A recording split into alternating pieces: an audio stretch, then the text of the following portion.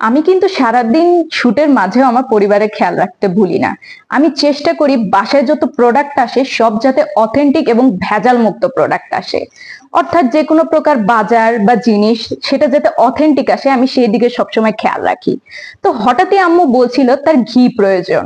তো আমি কোথা থেকে অর্ডার দিব এটা নিয়ে আমি একটু দুশ্চিন্তায় পড়ে যাই।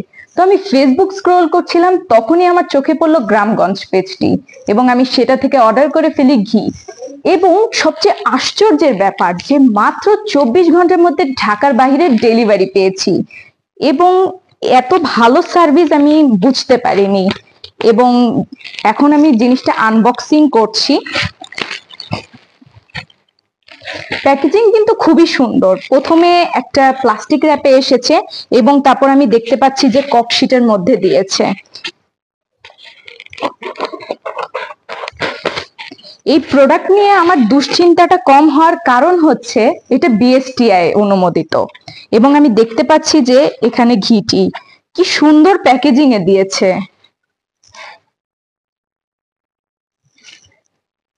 ঘিটি কিন্তু দানাদার ঘি মনে হচ্ছে, এবং এত সুন্দর প্যাকেজিং, ওপরে কস্টেপ দেওয়া, আমি আবার ভিতরে ফয়েল পেপারও দেখতে পাচ্ছি।